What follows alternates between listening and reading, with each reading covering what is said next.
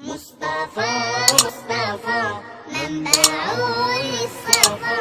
subscribe to my Nashad al-Mubarak channel. وعن عمر بن الخطاب رضي الله عنه قال قدم على النبي صلى الله عليه وسلم سبي فإذا امرأة من السبي قد تحلب ثديها. حضرت عمر بن الخطاب کہتے ہیں کہ ایک مرتبہ نبی کریم صلی اللہ علیہ وسلم کے پاس کچھ قیدی آئے. کسی جنگ میں قیدی بنایا گیا تھا لوگوں کو، تو کچھ قیدی لائے گئے. انہی قیدیوں میں ایک عورت بھی تھی، اور وہ عورت ایسی تھی کہ اس کے پستانوں کے اندر دودھ ابل رہا تھا. بس اس کے پستان جو ہے دودھ سکتے ہوئے تھے. اور جب عورت کو دودھ آتا ہے تو جب تک وہ کسی بچے کو دودھ پلا نہیں لیتی اس کو سکون نہیں ملتا ہے. اس کو جب اس کا دباؤ بڑھتا ہے تو تکلیف کا بھی احساس ہوتا ہے اس کو. تو وہ عورت بچے والی رہی ہوگی، اس لیے کہ جب عورت کی گود میں بچہ ہوتا ہے جبھی اللہ تعالیٰ کی طرف سے اس کی چھاتیوں کے اندر دودھ بھی آتا ہے.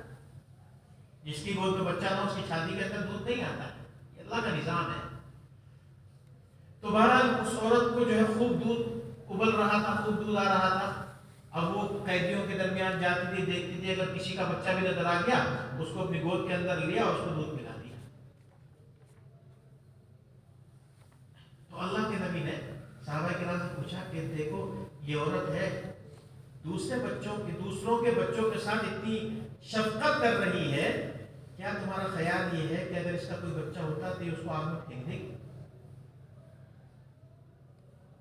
کیا یہ عورت اپنے بچے کو آگ کے اندر پھینک سکتی ہے؟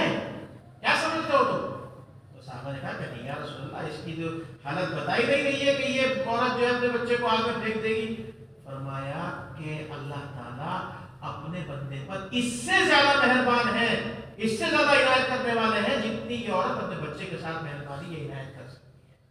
جتنی شفقت، جتنی محبت یہ اپنے بچے کے ساتھ کر سکتی ہے، اس سے کہیں زیادہ شفقت اور محبت اللہ رب العزت اپنے بندوں کے ساتھ فرماتے ہیں. حضرت عمر بن خطاب کہتے ہیں کہ نبی کریم صلی اللہ علیہ وسلم کے پاس کچھ قیدی آئے. فَإِذَا امْرَأَةٌ مِّنَ السَّبِيلِ، تو ان قیدیوں میں ایک عورت بھی تھی. قد تحلب ثدیها، کہ اس کا دودھ، اس کی چھاتیاں بہہ رہی تھی، اس کا دودھ بہہ رہا تھا چھاتیوں سے. تسعى، وہ ادھر ادھر دوڑتی پھرتی تھی بچے کی تلاش میں. اذا وجدت صبيا في السبي اخذته، جب قیدیوں میں کوئی بچہ پاتی تھی تو اس کو لے لیتی تھی. فالصقته ببطنها، اس کو اپنے پیٹ سے لپٹاتی تھی. وارضعته، اس کو دودھ پلا دیتی تھی. فقال لنا النبي صلی اللہ علیہ وسلم اترون هذه طارحة ولدها في النار، تو ہم سے اللہ کے نبی نے فرمایا کیا تمہارا خیال یہ ہے کہ یہ عورت اپنے بچے کو آگ میں ڈال دے گی؟